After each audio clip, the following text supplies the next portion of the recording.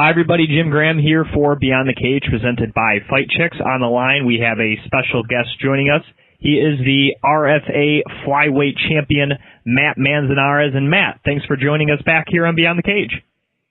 Hey, thanks for having me, guys. It's been a pleasure.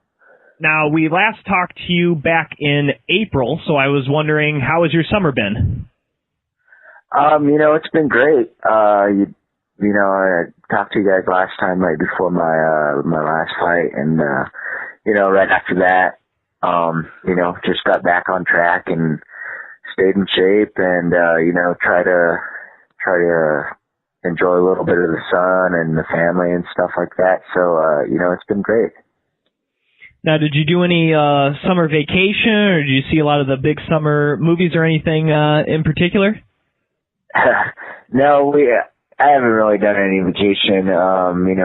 Just hung out with the kids, the family, and took them swimming a lot, and just try to enjoy that sun. And as of the movies, I haven't been into a movie in a while, but I should probably put that on the list to go take a little downtime, take the wife. Well, after this fight, I don't know if you're into any of the superhero movies, but Captain America, the Winter Soldier, comes out this week on DVD. So if you're looking to rent a movie, you don't even have to go anywhere. Right, yeah, that'll be great. Yeah, I'd like to check that one out. I had to throw some comic books in there because I'm a huge comic book fan, so I had to throw that in there. Looking ahead here, obviously, as summer's ending, fall's starting up here, football season's starting up, and I didn't know if you're excited to watch some college and NFL games again. Right, yeah. I love it when it's football season.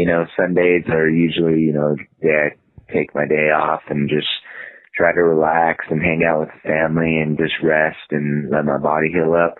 And, it's always great when, there's football on all day long. And, I love when the Denver Broncos play. So, when I get to watch that, it's always enjoyable. Now, do you have a favorite college team, or just mainly stick to the NFL? I usually don't watch college football too much, but I stick to the NFL, and the Denver Broncos are who I'm rooting for. Now, do you get into fantasy football at all? Do you got a big money league or anything going on? No, I haven't.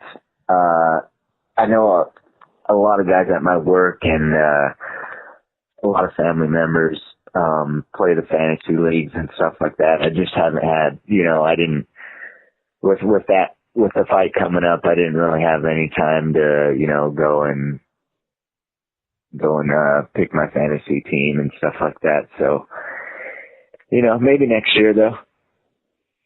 Now, we are about a day until the weigh-ins for your fight on Friday, September 12th, and I was wondering what your weight was looking at. My weight's great right now. I have, a few pounds to go. I feel great. I feel healthy, strong.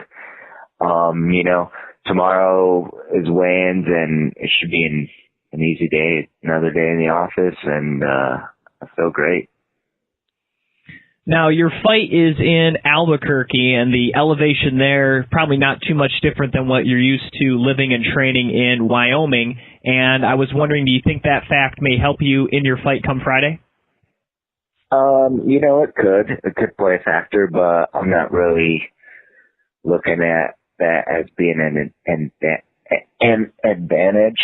So, I'm not really too worried about it. I know that I'm going to be able to push the pace, and I know my stamina is going to be able to last, however long the fight goes. Now, do you feel you have to defend your title on Friday successfully to be considered a true champion? Yeah, definitely. I think that, I'm even considered the underdog in this fight, with me being the champion. So I definitely have to go out there and make a statement and prove that, I'm one of the elite fighters in the world.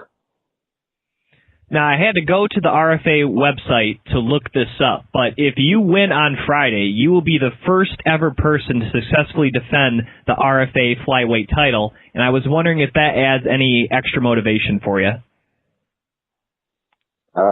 Sure. Yeah, that'd be great. I think, you know, it's been an honor to be their champion, and, you know, I'm just ready to go fight, and, you know, I'm going to leave it all on the line, and, you know, if I'm their first title defender, then, you know, that adds a little bit of history, which is cool. Now, your last fight was your first ever win via decision, and that, of course, was a 5-round fight. And I was wondering, do you expect to go another 5 rounds in this one? I expect that I'm going to win the fight, you know, and it doesn't matter to me how long it's going to take. I'm just going to go in there and get the job done.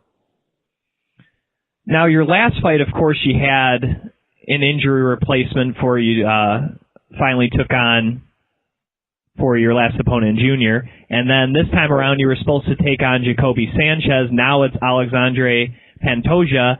Does that constant changing of opponents, has that frustrated you all? No, not at all. You know, you got to be ready for it. This is the fight game. You know, during training camps and stuff like that, we put our bodies through so much, and that type of stuff happens, and it's going to happen. With it being, you know, I was supposed to fight Joby Sanchez. He ended up getting called to the UFC, and, you know, just added more fuel to the fire and makes me want to go out and beat whoever they put in front of me. Now, you mentioned earlier that you're listed as the underdog. Does that kind of surprise you? Does that give you a chip on your shoulder? Does that do you anything coming into the underdog as the champion? No, you know, I've always been the underdog, I think, in every single one of my fights, and, you know, that's just the way it is, and, you know, I'm proud to be the underdog. I'm always rooting for the underdog myself, and, you know, I just can't wait to fight. Now that your opponent is Alexandre Pantoja, if I'm saying that correctly, instead of Jacoby Sanchez, what can you tell us about Alexandre? He's a really aggressive fighter, really strong fighter. I know he's, you know, got a ton of heart. He's from Brazil. He's going to be coming in to take my belt, and, you know, I just can't let that happen, and I got to go out there and do what I do best, and that's just, you know, go out there and win. Now, since you're the main event of RFA 18, I didn't know if there were any other fights on the card that you were looking forward to watching while you're getting ready for your fight. Not necessarily. I know actually one of the guys that I train with down here in Colorado, he's fighting on the undercard. He's another flyweight fighter. You know, I'll be interested to see how he wins that fight, but other than that, you know, there's some really good fights on the card, and, you know, I know that everyone's going to put on a good show. All right, I'll get you out of here with this. It's coming up here in a few weeks, but Money Mouse Johnson will take on Chris Carriers out for the UFC flyweight title coming up very soon. And since you're a flyweight champ too, I was wondering what you think of that matchup coming up for the UFC. I think Mighty Mouse is probably going to dominate him, but I'm definitely rooting for Chris Carriasso because, you know, he's the underdog. Nobody's expecting him to win, and I hope he does really good, honestly. Once again, he is Matt Manzanares. He will be fighting Alexandre Pantoja at RFA 18. It will be Friday, September 12th on Access TV. You can tune in starting at 10 Eastern. And, of course, follow him on Twitter at Manzanares MMA. Matt, thanks for coming on the show. Really appreciate it and look forward to watching you on Friday night. Hey, thank you guys for having me. It's been a pleasure. Once again, that was RFA flyweight champion Matt Manzanares right here on Beyond the Cage, presented by Fight Chicks.